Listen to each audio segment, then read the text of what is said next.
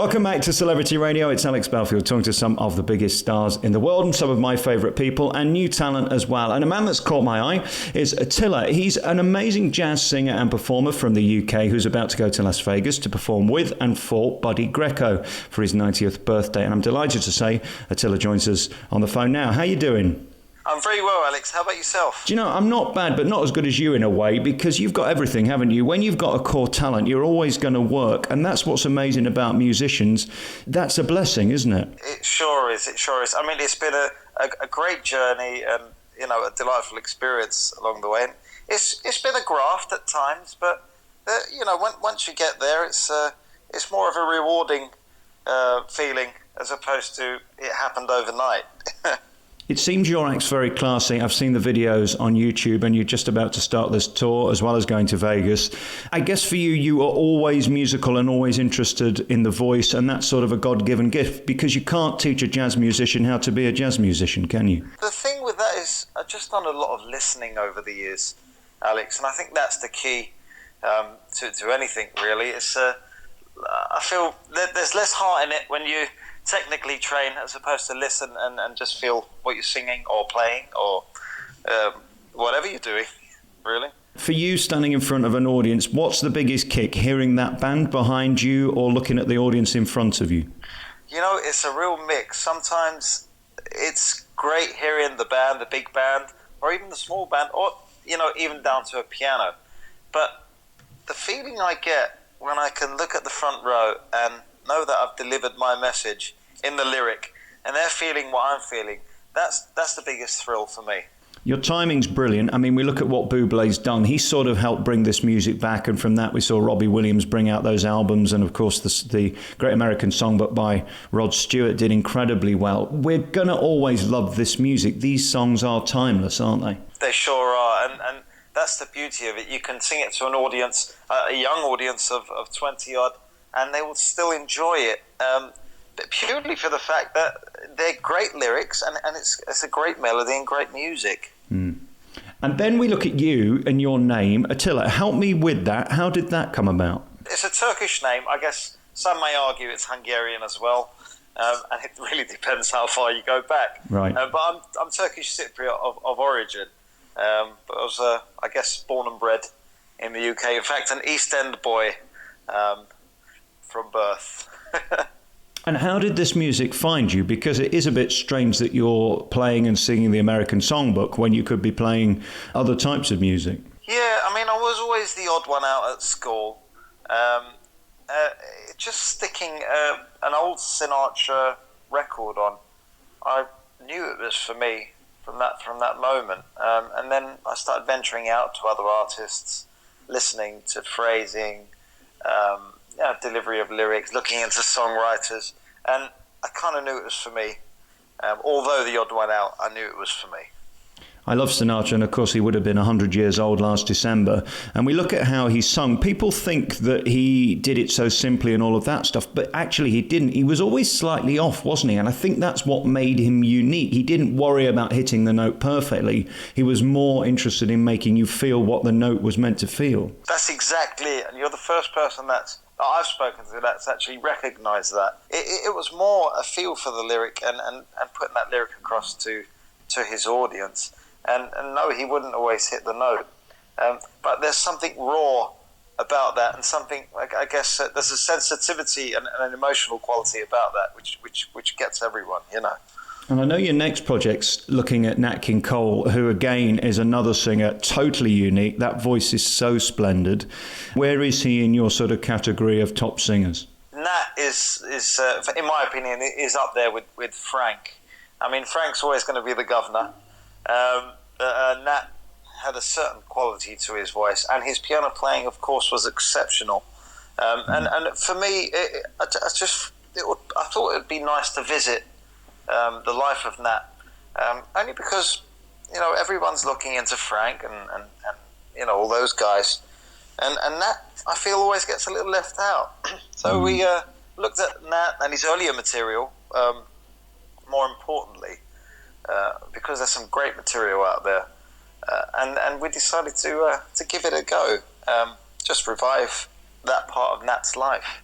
I was talking last week to P.P. Arnold, who had an amazing array of songs, one of which, Angel of the Morning, which is one of my favourites, and she was talking about how America has changed in one way and not in another. And isn't it interesting, we're sat here in 2016 and there are race issues going on with places that even you were born or your heritage is from, and we look back only 50 years and black people couldn't stay in casinos. Frank Sinatra was the first man to get a black person to stay, and that was Sammy Davis. It's incredible how music has moved on race. It is a very interesting time. I mean, some may argue it's a very sad time we're in, but I think music keeps the soul alive, and music breaks those boundaries, in my opinion. In fact, saying about the whole Sinatra getting the first black guy into showbiz, it was Frank that first got Nat King Cole through the front door of a building, of a venue he was performing at, as opposed to coming in through the back. And I think that's such a beautiful and noble thing to do. And Frank had a lot of qualities as well, apart from his singing, that we can all, it'll be great if we can all adhere to, in this time and age. He may have been many things that were not so positive, but the one thing he was loyal. He stuck by the guys he was with, didn't he? That's right. And speaking of the guys he was with, Buddy Greco was one, and they were very close. I think they were friends for 40-some years. And it was such a thrill for me for Buddy to take me under his wing a few years back. We toured together. I went to his club in Palm Springs. And now recently he's moved back to Vegas, and we'll hopefully be doing the birthday, performing for his birthday in August time. To have the affirmation of someone like him, I guess there's no greater compliment. No, certainly isn't. A beautiful story. The first time I called Buddy, someone gave me his number, and I gave him a call just to say thank you for having me on the tour. And when you call someone like that, and it's I couldn't get a single word out. And he eventually gave me the name Squirt. So every time I would call him, he would call me Squirt. Beautiful. I just got to see Don Rickles last year in Las Vegas, and he was sort of the equivalent of Buddy to the Rat Pack. He warmed up for them and opened so many shows for Sinatra and Dean and Sammy. These guys, it's the closest I'm ever going to get, and that's the way I see it, is I'm never going to see the Rat Pack, I'm never going to see Frank, but by seeing them and knowing them, you're just that little bit closer, aren't you? Yeah, that's it. And that's why I think keeping this music alive, it just gives a whole real sense to bringing that era back. I seriously don't think it's lost.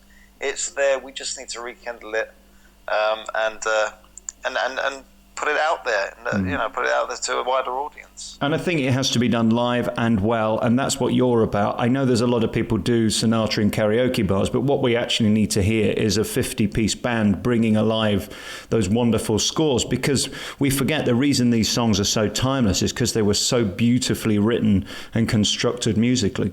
Yes, precisely. And they had the best songwriters, the best arrangers, and the best performers.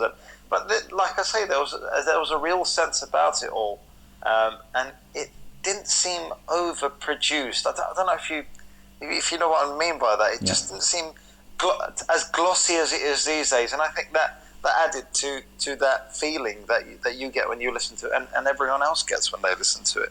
And that's what I'm hoping to bring back, and and ignite that spark again.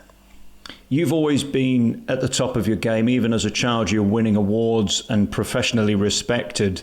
Was there ever a point that you resented music? Because sometimes it can take over. Whilst you're performing to hundreds of people, other people are in the park having fun. At 15, you were already Young Jazz Musician of the Year. And again, it's an incredible achievement, but it's a huge pressure. The great thing about when I get on the stage, and it's always been the way, Alex, is that when I'm up on stage, there's no one else there. I kind of sink into my own little world, and I sing my own story, and I think that helps convey my message across to the audience. And then when I come out the other end, I can appreciate that they really enjoyed, and they've known and understood what I've put across in that lyric. And you're a young guy, a lot still ahead. How old are you now? I'm 33 now. Nice. Is that young? Is that still No, young? not really. No, it's all over. And can we say 27? yeah, I've never turned older than 24, to be honest with you, but my pictures tell a different story. We look at that, 33 is incredibly young, so much ahead. I mean, do you have aspirations to go somewhere like Vegas to bring back alive this music, or do you want to keep touring? What's the big plan? Well, the big plan, ideally, is to get a record deal with David Foster. No. Yeah, I think so. That would be the ideal plan. But we're going to keep recording, and we're going to keep touring. In fact, we're going to be recording another album at the end of the year. I'm not going to reveal too much about it, but it's an exciting project, and we're going to be touring that around the UK next year, and ideally around Europe as well. But I hope that, I can extend out to the States as well, because it's a fabulous place for music, and there's a real young audience and a real vibing audience that enjoy this music, still enjoy this music. And I'd like to reach out to that audience as well. Well, again, I just saw last year a show in Vegas with Bob Anderson, who probably is the greatest Frank Sinatra impersonator ever. He spent 2 hours in prosthetics to look like him, but his nuance was so perfect. And Vincent Van Cohn was the pianist and musical director of the show. And again, to see that stuff brought back to life with those front row of Sinatra's musicians, I don't think we'll ever get old. People are always going to want this music. Yeah, I mean, that was a great show, in fact, Alex. I saw it myself. And the funny thing is, I'm going to be performing with Bob Anderson on stage at Buddy's birthday. Oh, wow. So we're hoping to do something together there. I'm not wrong, am I? He is the best. Bob Anderson is stunning. Oh, man. I mean, he's in a league of his own. He's fantastic. And I'm really, really looking forward to meeting him as well as singing together. Well, I think you're going to be a big star. Attila is available. You can find him on his website. Give your website address for people. The website address is atila.uk. That's ATILA.uk. Brilliant. And you can find all the music on YouTube too. And social media is Atila Sings. In fact, that's the name of the YouTube page as well, Atila Sings. They can get my album on iTunes, King for a Day. King for a Day on iTunes, and put in Atila into Google and it will come up there. Great to talk to you. Thank you, Alex.